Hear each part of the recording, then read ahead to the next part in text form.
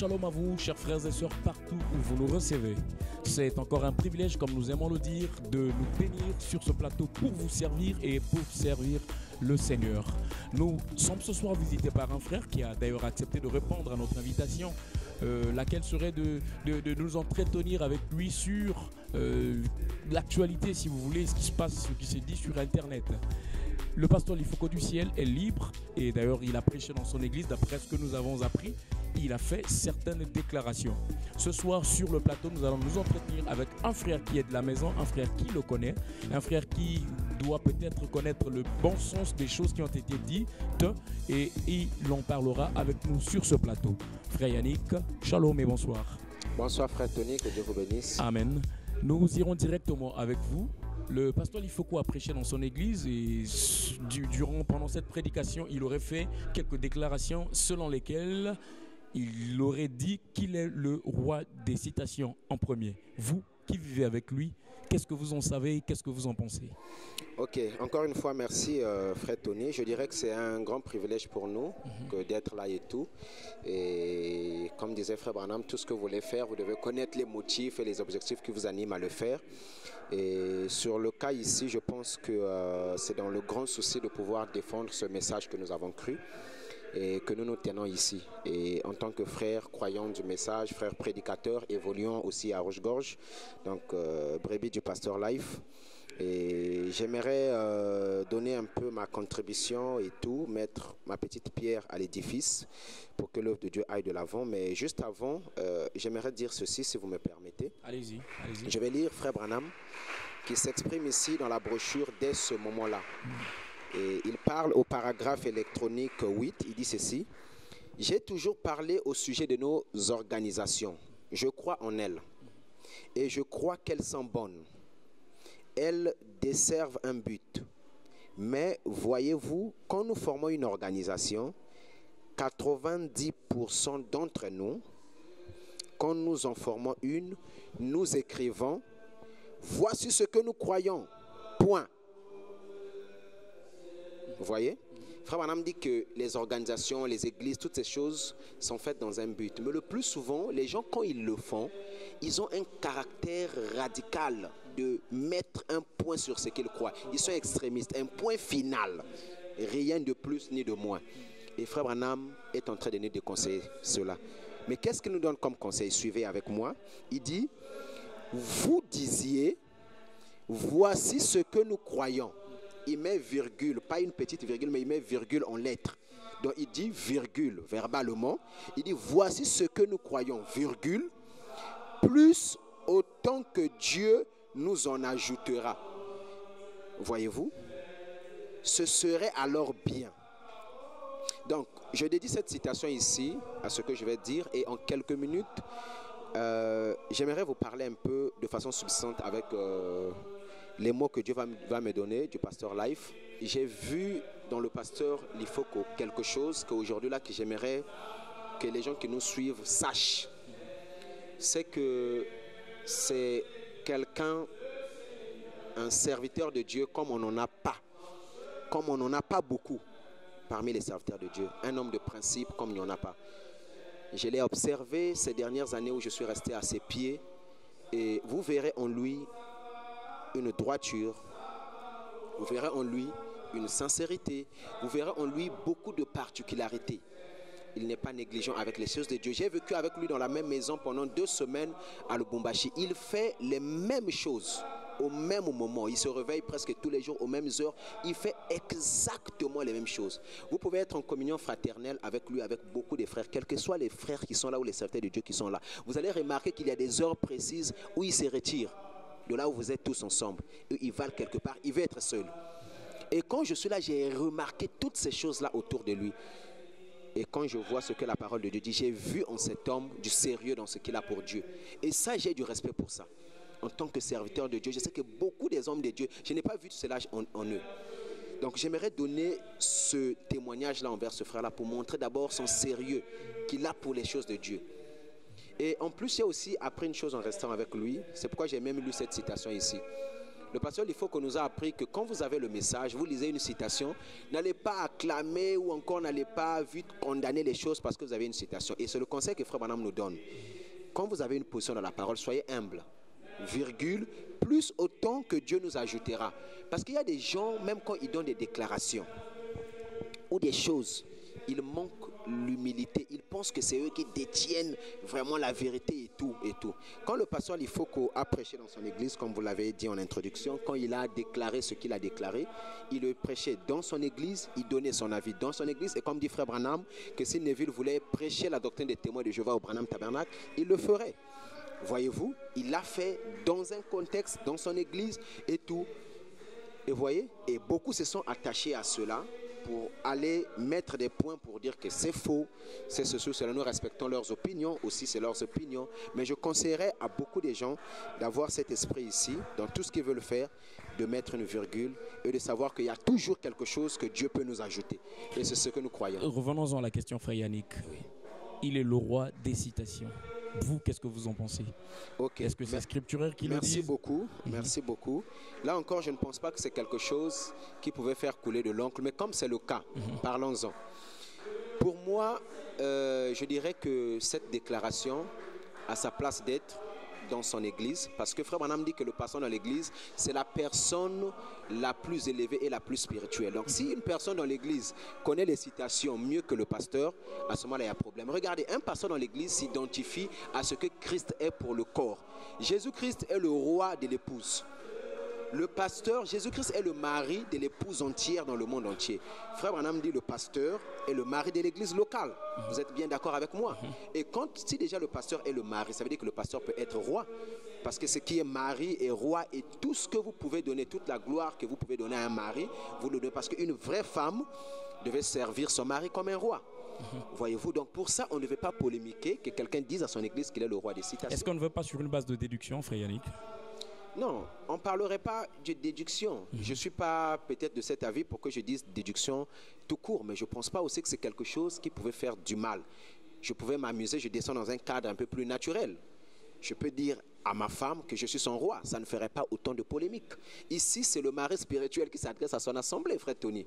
Mais est-ce que lui, en disant qu'il est le roi de citation, c'est pas en comparaison à un prédicateur, c'est pas en comparaison à une église, ou bien, comme on l'a dit, il aurait marché sur l'écriture qui est inspirée par encore, Dieu? comme il est question d'intention, l'amour ne soupçonne point, c'est la Bible qui le dit, 1 Corinthiens chapitre 13. Bon, comme ça, c'est des soupçons, comme on ne connaît pas l'intention avec laquelle il avait dit ça, avant de condamner la moindre des choses, demandons-lui.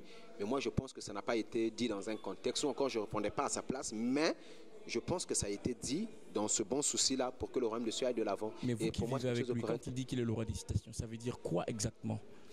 Bon, ici, c'est vrai que chacun pourrait donner son avis, mais j'ai remarqué quelque chose avec le pasteur Ifoko sur les citations. Une fois à Rouge-Gorge, le pasteur Ifoko devait prêcher un sermon, j'ai oublié le titre, ça date. Mais ce jour-là, il prêchait et il était en train de condamner les frères qui ne vivent que de demander. Je n'ai jamais oublié cette prédication. La façon qu'il avait frappé, la manière que la parole dit, il ne faut pas demander, vous êtes là comme des mondiaux, ainsi de suite. Il a pris beaucoup d'exemples.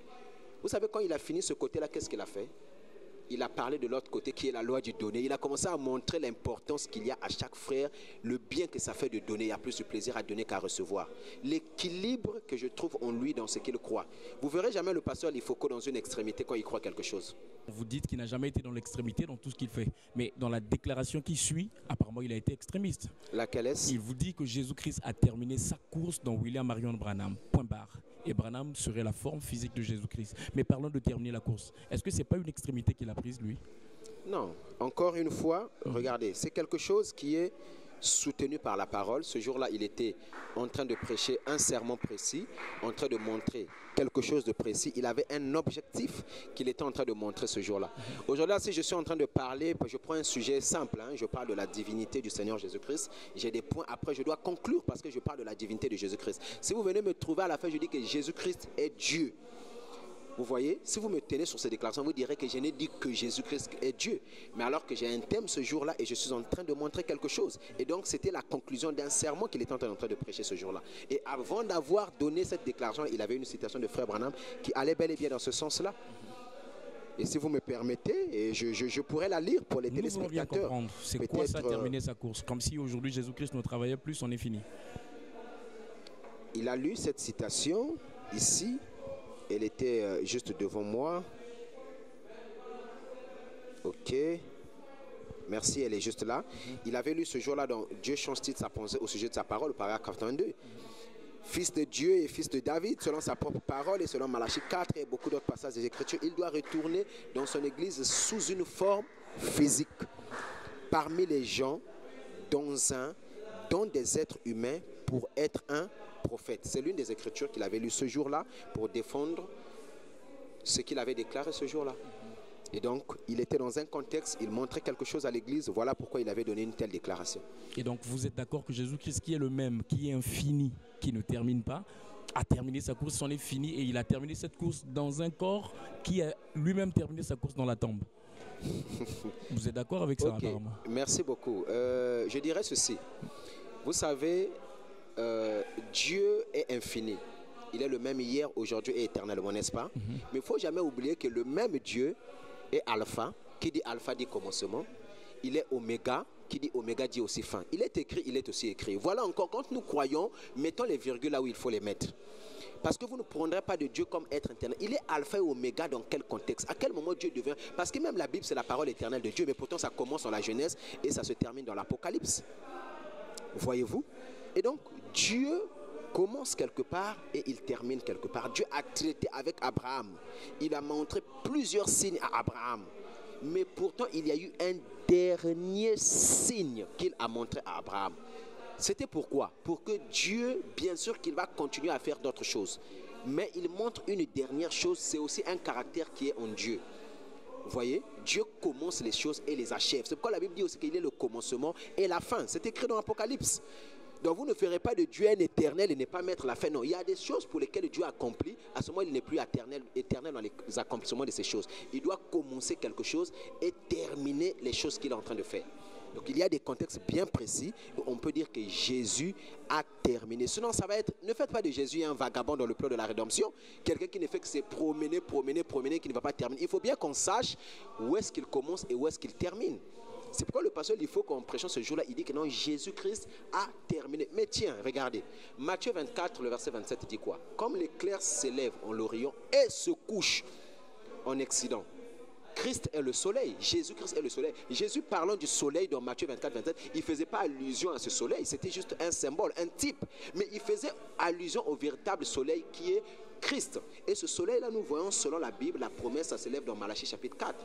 Pour ceux qui craignent mon nom, uniquement se lèvera le soleil de la justice. Il y a un soleil qui vient, pas pour tout le monde. C'est pourquoi d'autres s'embrouillent et pensent que c'est un soleil vagabond qui va se promener et sans jamais se coucher. Mais ceux qui ne s'embrouillent pas, donc la Bible dit, pour ceux qui craignent mon nom se lèvera le soleil. Ils savent que ce soleil-là doit s'élever et ce soleil-là aussi doit terminer sa course. Mais non, le terminus où il termine là, il faut bien qu'on le sache. C'est où qu'il a terminé sa course? Est-ce que c'est dans Boulemananga? Est-ce que c'est dans les Ngunza? Est-ce que c'est dans les potes? Est-ce que c'est dans ces gens-là qui pensent que c'est chez eux que Jésus a terminé sa course? Et est-ce que où il termine sa course où il faut bien qu'il y ait un point final. Il termine sa course dans son église. Frère Branham dit, dans son entièreté, cette église-là. Frère Branham dit, si vous me permettez, j'aime bien cette écriture-là. Nous sommes les seuls peuples de la terre qui avons reçu un prophète. Et dans cet âge, il n'y a pas de prophètes. Le reste, là, ce sont des faux prophètes. Les Simon Kimbangu et tous ces gens-là, ce ne sont pas des prophètes. Le seul prophète que Dieu a envoyé dans cet âge, c'est William Branham. Frère Branham dit dans la fête des trompettes que quand Dieu envoie un prophète, ce n'est pas seulement ce qu'il dit, mais sa vie révèle la parole de ce jour-là. Dans l'exposé, Frère Branham dit que non, un prophète est un interprète divin de la parole de Dieu dans sa propre vie. Donc la parole que le prophète prêche, c'est lui-même le prophète. Et le message et le messager, ils sont un. Voyez-vous? Donc tout ce que Dieu a fait dans cet âge dans lequel nous vivons ici là, ne l'oublions jamais et ne perdons jamais ça de vue. Toutes les citations, beaucoup des écritures les prouvent. Toute la parole que Dieu a révélée à Frère Branham et qu'il a prêché dans ces derniers âges, ça s'est accompli d'abord dans sa propre vie. Vous prenez n'importe quelle promesse que nous avons dans ce message. Si vous ne l'accomplissez pas avec la vie de Frère Branham, vous n'allez pas lu. D'abord, Frère Branham lui-même dit que si vous lisez votre Bible et que vous ne voyez pas Christ, vous l'avez mal lu. Et j'aime cette citation de Frère Branham qu'il dit dans Dieu dévoilé, que le mot Christ veut dire oint. Et il montre par là que Zacharie était le oint de son temps, Moïse était le oint de son temps, ils étaient les Christ de leur temps. Ça, personne ne doute. Mais s'il fallait remplacer pour dire que non, Branham est le Christ d'aujourd'hui, vous allez voir que les gens vont s'achoper. Voyez-vous, donc quand on lit, on doit voir Christ. Et pour nous, Christ aujourd'hui, le vase que Dieu a utilisé pour manifester Christ, pour nous, c'est au temps de Moïse, c'était Moïse. Le Christ d'aujourd'hui, ne l'oublions jamais, c'est William Marion Branham. D'accord, mais est-ce que Jésus termine sa course là en Branham? Est-ce qu'il y a des écritures qui nous le disent? Parce que jusqu'alors, on ne fait que parler, vous ne lisez pas le prophète. Très bien. Et ce qui révolte les gens, c'est que le prophète n'a jamais dit que Jésus-Christ a terminé sa course en moi. Ce n'est pas écrit, n'est-ce pas? Et ce n'est pas aussi écrit, vous lirez Frère Branham. Vous savez, quand on veut mettre la contradiction dans la parole juste pour coincer les autres, il faut l'accepter dans toute la parole. Parce que moi j'ai lu aussi, j'ai lu Frère Branham dans ce message, là où il dit que je ne suis pas un prophète. Est-ce que vous l'avez déjà lu? Maintes fois, nous attendons. Mais pourtant tous nous croyons qu'il est le prophète de Malachie 4. Vous voyez, 65, il a attendu le ce plus prophète. dur a été, c'est que William Branham, en tant que prophète, devait lui-même s'identifier aux promesses de ce jour. Il y a des choses qu'il ne voulait pas dire, tel. Mais je vais prendre cela pour défendre cela avec une citation. Ça se trouve dans Dieu dévoilé. Frère Branham dit au début, j'ai oublié le paragraphe, ce n'était pas prévu. Frère Branham dit que vous qui venez aux réunions, j'espère que vous avez, et j'ose croire que vous avez la compréhension spirituelle des choses que Dieu a voulu dire, sans le dire carrément. Si j'avais le paragraphe dans Dieu dévoilé, je vous donnerais cela. Moi, j'ai dit au départ que Christ est ce grand soleil qui s'est élevé. Et nous savons que le soleil prend une destination à l'est. C'est pour se coucher à l'ouest. Vous n'allez pas dire au soleil, vous voyez, en temps normal, s'il fallait raisonner comme des humains, le soleil ne se lève pas, en fait, il ne se couche pas. Parce qu'il est dans une rotation infinie. Mais qu'est-ce que Dieu a fait? Bien que le soleil était en rotation, il a aussi pris la terre et il a mis la terre aussi en rotation autour du soleil. C'est donc la rotation de la terre autour du soleil qui nous démontre que le soleil sort, tourne. Ce qui fait qu'on a le jour et on a la nuit. Vous voyez? Mais pourtant Dieu, dans ses lois, le soleil est éternel. En réalité, le soleil ne se lève pas et ne se couche pas. Il est dans la position que Dieu l'avait placée depuis que Dieu l'avait mis. Il est là. Mais Dieu quand même, dans ses lois, pour que sa parole soit complète, il met un début au soleil et il met une fin au soleil. Est-ce que le soleil commence? Est-ce que le soleil s'arrête? Depuis que Dieu l'avait mis là, il est dans une rotation. Mais nous avons un jour de 24 heures. Qu'est-ce qui accomplit cela? C'est la terre qui doit maintenant venir pour donner ce sens-là au soleil. La terre qui va se mettre en rotation autour du soleil. Voyez-vous? Et dans cette tâche, Christ, s'il est le grand soleil, il y a aussi une terre qui doit s'approcher autour du soleil pour dire au soleil, bon, tu vas te lever, tu vas t'arrêter. Et les habitants de la terre verront qu'il fait jour et il fait nuit. Le soleil toujours dans sa position. Dieu est éternel, mais la terre, supportez-moi que ce ne soit pas et tout une exagération, un sacrilège, merci pour le mot. La terre d'aujourd'hui qui est William Branham est venue imposer le lever et le coucher. Comme au temps de Jésus-Christ, une terre rachetée qui était le Seigneur Jésus-Christ avait imposé le lever du soleil, c'était un jour, et aujourd'hui nous avons le coucher du soleil un autre jour avec le prophète William Branham. Vous voyez, donc on parle des types naturels, des choses simples qui sont dans ce message, mais nous ne voulons pas l'accepter. Si je vous disais que le soleil ne bouge pas, il est là, qui va douter? Frère Yannick, là n'est pas le problème. Okay. Nous, c'est l'écriture qui nous apaise. Si vous en avez une, lisez-la nous. 2, 3, 4, on veut que vous puissiez les lire. Ok, merci beaucoup. Je vais lire une citation ici.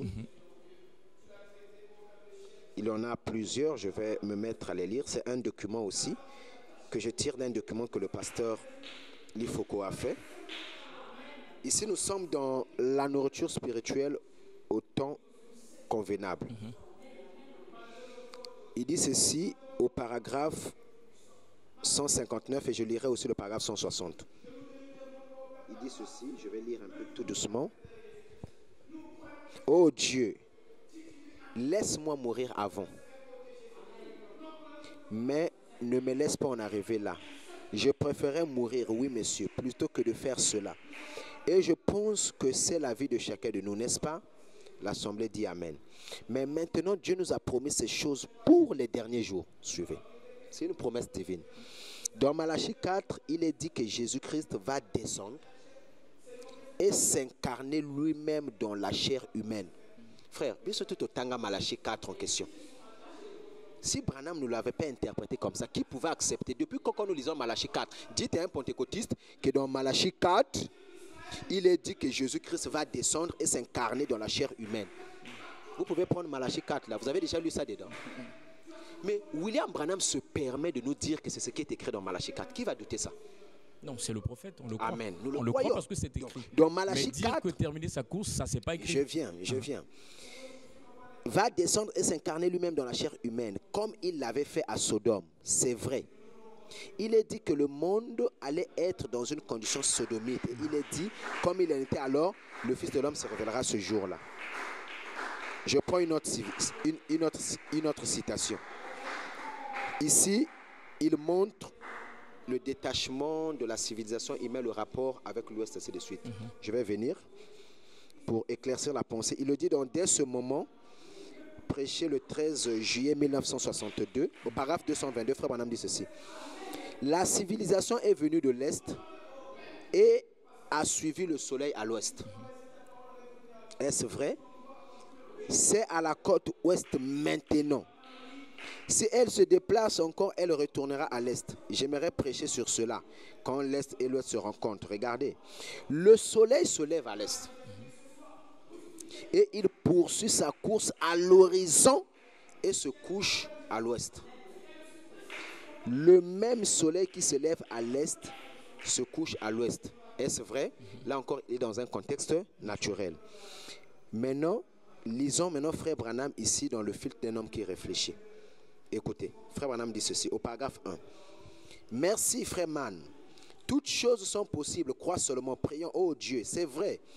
Le désir de nos cœurs ce soir, c'est de croire tout simplement. Tandis que nous nous sommes rassemblés ici ce soir, dans ce tabernacle, le soleil vient de se coucher à l'ouest. Nous te prions, Dieu bien-aimé, de nous donner de réaliser combien nous sommes proches du temps où le soleil se couchera sur le temps. Il arrivera à la fin de sa course. Le jour est très avancé. Ici, Frère Branham part d'un coucher du soleil naturel et il bascule vers un coucher du soleil spirituel qui est le Seigneur Jésus-Christ et il met cela en rapport avec sa venue. Il parle du temps qui est très avancé. Ce n'est pas interprété, mais je pense que c'est l'esprit de cette citation ici-là. Et nous nous rappelons qu'une fois le jour étant très avancé, 2 voyageurs t'ont prié d'entrer et de rester avec eux. Et ensuite, tu t'es révélé à eux en leur expliquant ta parole, en leur montrant que Christ devait premièrement souffrir et toutes ces choses. Et enfin, je vais encore lire une autre citation. La dernière. La foi transmise au saint une fois pour toutes, au paragraphe 50, il dit ceci. Oh, combien j'aurais aimé continuer.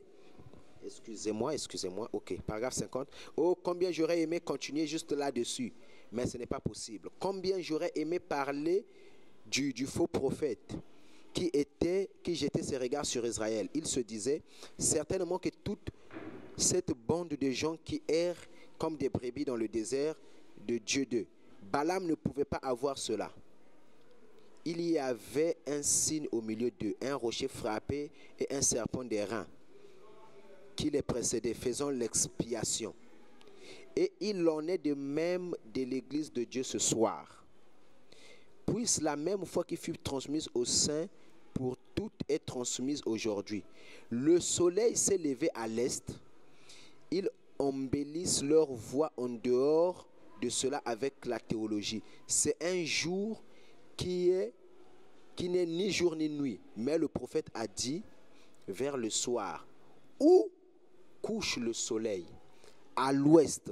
Où se lève-t-il? À l'est? Qui étaient les premières à recevoir le Saint-Esprit autrefois, là au commencement? Qui est ce peuple oriental? Les Juifs, les Grecs et d'autres qui reçoivent dans les derniers jours, quand le soleil se couche, les États-Unis d'Amérique, la dernière civilisation. Il s'agit des États-Unis en gros, mais pas d'un individu aux États-Unis. Et le même Frère Branham dit ceci, que Jésus-Christ a eu plus de succès ici aux États-Unis qu'il en a eu là-bas à Jérusalem ou en Israël. Le même Jésus-Christ a eu plus de succès. Maintenant, montrez-moi une personne qui peut dire que c'est dans sa vie que Jésus-Christ a eu plus de succès. Et Frère Branham lui va plus loin, où il individualise. Il dit que Jésus-Christ a eu plus de succès dans mon ministère qu'il en a eu dans celui de l'Est. Et c'est ce que signifie pour vous terminer sa course en William Branham. Mais sinon, vous aurez un soleil qui ne va jamais dormir et ça va briser toutes les lois de la rédemption. Le soleil doit se lever et se coucher. Les citations le disent, il se couche à l'ouest. Et l'ouest, là, il y a des gens qui pensent que non, c'est l'ouest de leur village, de Mabombo, je ne sais où. Mais il y a l'ouest, même naturellement parlant, l'ouest, c'est les États-Unis d'Amérique. Et ça ne peut pas aller se coucher dans un ouest imaginaire. Ça n'existe pas. Vous voyez, à l'est, l'est n'était pas imaginaire. L'est, c'était le Seigneur Jésus-Christ. Le tabernacle de l'est, c'était Jésus-Christ. Et l'ouest ne peut pas être une imagination. Ça doit aussi être un corps, un tabernacle. Et c'est le corps de William Marion Branham. Frère Yannick, merci. Merci. Merci de nous avoir suivis sur